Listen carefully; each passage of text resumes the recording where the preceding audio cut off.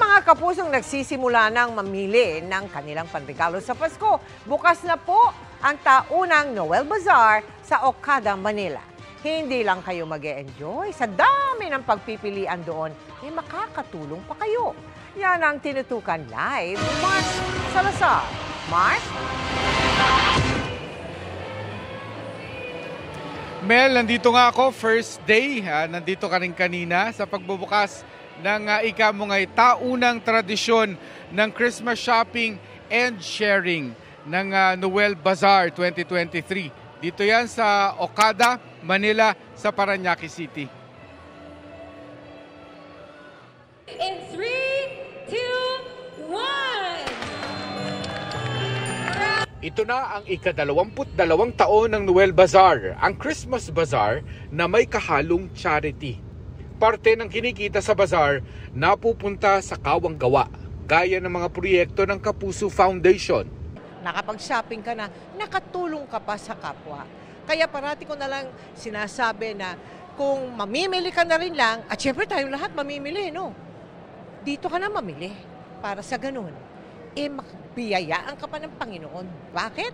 Dahil tutulong ka pa sa kapwa. Sa mahigit 2 dekadang tulungan, nakapagtayo ang Kapuso Foundation ng 442 classrooms at 8 tulay sa iba't ibang parte ng bansa. At sa Noel Bazaar 2023, may espesyal na kontribusyon si Mike Enriquez kahit sumakabilang buhay na. For 40 days, okay, until the 40th day of Mike, we opened all of our donation portals for the Mike Enriquez Legacy Fund. And together with the proceeds from Noel Bazaar, ito ang gagawin namin na funding for the schools and the bridge that we're going to make next year. Kompleto ang Noel Bazaar para sa inyong Christmas shopping list. Pwede rin kung food crawling dahil mananawa kayo sa dami ng food stalls. Pero ang pinakadinumog, ang GMA Celebrity Ukay-Ukay, ang mga donasyong gamit ng mga Kapuso Star.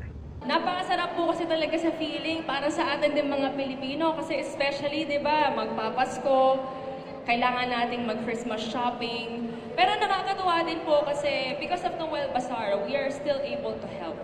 Yung mga sinuot nila sa mga teleserye at yung mga kanilang personal na mga ginamit na mga talagang idinodonate na minsan ginagamit lamang, hindi na ginagamit ulit. Mga sapatos, mga damit, mga accessories, narito po matatagpuan sa Noel Bazaar.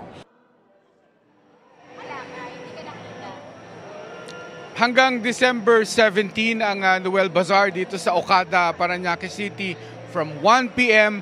to 11 p.m. Pero may mga petsa na simultaneously ay nandun din ang Noel Bazaar. Kagaya ho sa World Trade Center sa Pasay City naman ho ito. May Noel Bazaar doon from November 24 to 30. At sa Philinvest tent, ito naman po sa Muntinlupa from December 8 to 10. Mula ho dito sa Noel Bazaar, Okada, Parañaque City, para sa GMA Integrated News, Mark Salazar, nakatutok, 24 oras. Happy shopping! Maraming salamat sa iyo, Mark Salazar. Mga kapuso, kasama nyo kami 24 oras. Mag-subscribe sa GMA Integrated News sa YouTube. Sa mga kapuso abroad, bisitahin ang GMA Pinoy TV at www.gmanews.tv.